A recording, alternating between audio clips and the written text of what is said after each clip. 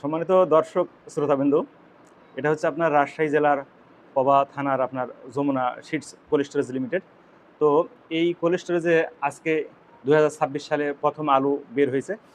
তো আলুর কি দাম যাচ্ছে এবং চাহিদা কেমন, সামনে যেহেতু ঈদুল আজহা, তারপরেও যেহেতু আজকে এই স্টোর থেকে আলু বের হলো, আমরা মনে করেছিলাম যে হয়তো ঈদের কারণে আলুর বাজার কম হবে এই সময়, কিন্তু দেখছি যে স্টোরেজগুলো খুলতেছে আর কি, আলু বের হচ্ছে। তো ব্যবসায়ী ভাইদের সঙ্গে কথা বলে আপনাদেরকে জানানোর চেষ্টা করি আজকে কী দামে আলুটা বিক্রয় হলো, চাহিদা কেমন এবং কোন মোকামে যাচ্ছে। আসসালামু আলাইকুম ভাই। ওয়ালাইকুম আসসালাম। তো ভালো আছেন? আলহামদুলিল্লাহ আলহামদুলিল্লাহ।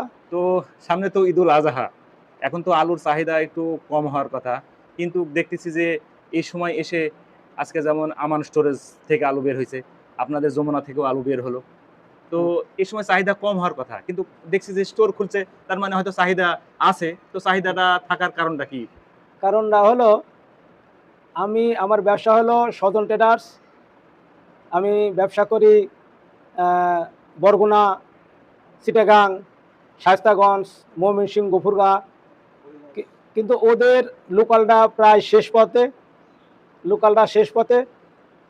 তো ওই জন্য এখন প্রত্যেকটা আড়তদারে সামনে ঈদ রেখে দু এক গাড়ি নিতে থাকছে, কিন্তু বেচার কাস্টমার কম। এই দামে ওদের আলু বেচে লস হয়, তার জন্য কম আমদানি হচ্ছে। মানে কৃষক ভাইদের লস না ব্যবসায়ী ভাইদের? এটা হলো কৃষক বা যারা আমানতকারী তাদের। তো আজকে কি দামে কিনে বেচা হলো? আমি আজকে আলু যমুনা স্টোরে আলু ঢালিছিলাম। এখানে আমি কিনলাম হলো 18 টাকা 8 আনা চালান। এই আলুটা যাবে বরগুনা। তো আপনি আলুর সঙ্গে কতদিন ধরে আছেন? আমি আলুর সঙ্গে 27 বছর থেকে ব্যবসা করি। তাই না? তখন রাজশাহীতে শুধু হাতে গোনা কটা স্টোর ছিল। তো আলু যেহেতু কাঁচামাল, এর উপর কোনো মানে পূর্বাভাস করা যায় না বা আগাম কথা বলা যায় না। তারপরেও আমরা যেহেতু বাঙালি, এক জায়গায় বসলে একটু আলাপ আলোচনা না করে থাকতে পারি না। তো আপনার কাছে একটা ছোট প্রশ্ন, সামনে আলুর বাজার কেমন হতে পারে আপনার অভিজ্ঞতা থেকে? গতবারে যে মারটা হয়ে গেছে আলুর, ওই মায়ের হবে না। আশা করি চালান ঘোরার কথা। এই হয়তো একটু এখন কম হচ্ছে, চাহিদা হয়তো একটু বাড়বে, চালানটা ঘুরবে আর কি আশা করি। তো ঈদের পরে বাজারটা কি বাড়তি হবে না কি অবস্থা হতে পারে? ঈদের পরে বাজার সামান্য হলেও বাড়বে আলহামদুলিল্লাহ। তো আপনি তো আলু কিনেন এবং বিভিন্ন মোকামে পাঠান।